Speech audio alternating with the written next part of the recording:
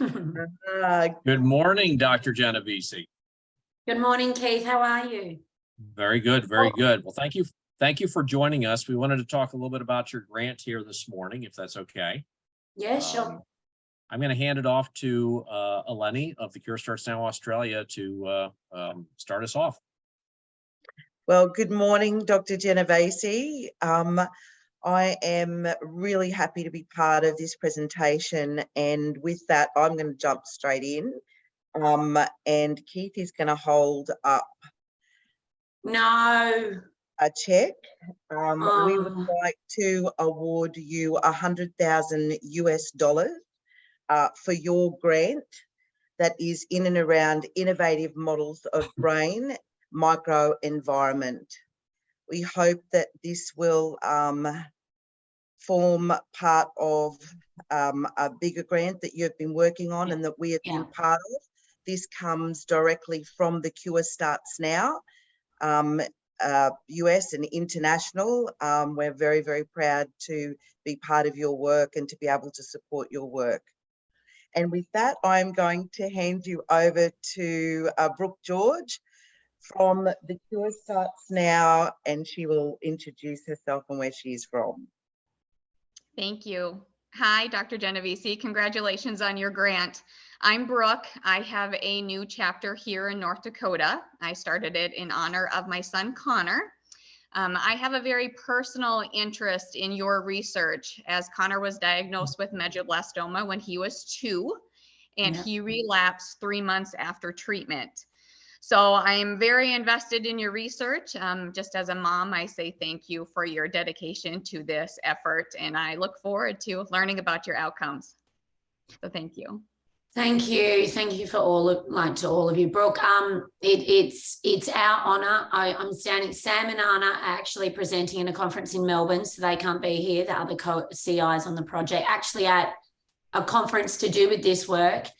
And it's our honor. I think that you know, you would know one of the biggest challenges in Medullos, but in any brain cancer, is relapse. And we've got some really, really exciting stuff, results, but also leads that we need to follow up moving forward that we think are actually really relevant to all brain cancer. And so, you know, your involvement's everything. Both of you, Keith, Eleni, but the parents as well. We're here for you. So thank you. It means a lot. So you talk about the developments. Can you fill us in a little bit on what to expect out of this project going forward? Sure. So I think, Brooke, I'll step back just for the background on the project. Really, my, I guess, first 10 years in medulloblastoma research was really on trying to match the genetic profiles of tumours to drugs, which would therefore have an effect, because if we match them effectively, in logic, they should work, matching the biology to the actual drug profile. So we had quite a number of success with that. 2 different drugs which have on their own, as you know, children have surgery, radiation and chemo. Yet we were treating mouse models of this disease just with these drugs alone and having a striking effect. While the mice were being treated, 100% survival. If we took them off the drug, some would relapse. So I became fascinated with why they're relapsing. Obviously, if we can match the failure of these drugs to, again, using the same processes to the next round of drugs that we need to go in and treat with, effectively, again, based on logic, that should work. So I started studying that, but we were really limited by the models that we had, being mouse models of this disease. And that's when I knew about 2 years ago that we really needed to somehow find the investment to launch a whole new phase of models where we could actually look at these tumours while they were being treated and look at super high resolution at why the cells were coming back. So watch them as they were treated, but then watching how they tried to escape live.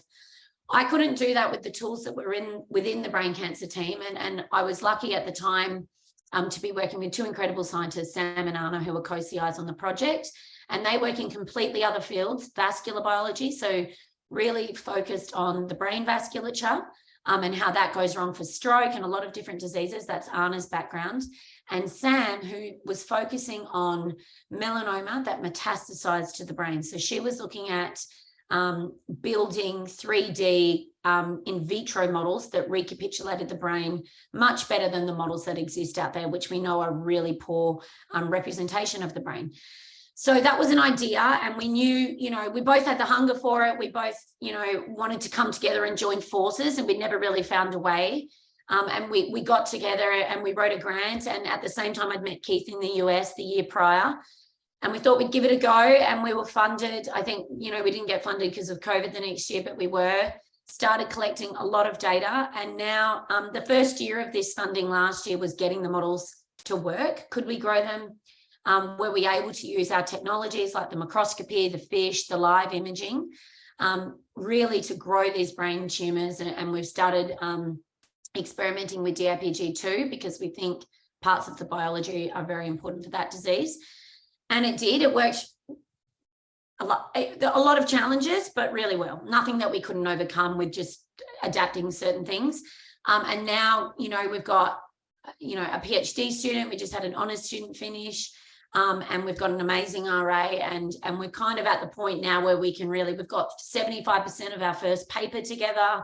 Another big paper I'm submitting at the end of the month actually shows that part of the tumour, these processes are even more important. So more evidence is built that we need to launch this big time, and we are driving forward, and it brings together so much of our programs into a really one frontier that we need to push. So this has given us security to do that, along with some other developments which are under embargo, but some really exciting news this week. So yeah, it's amazing. Thank you.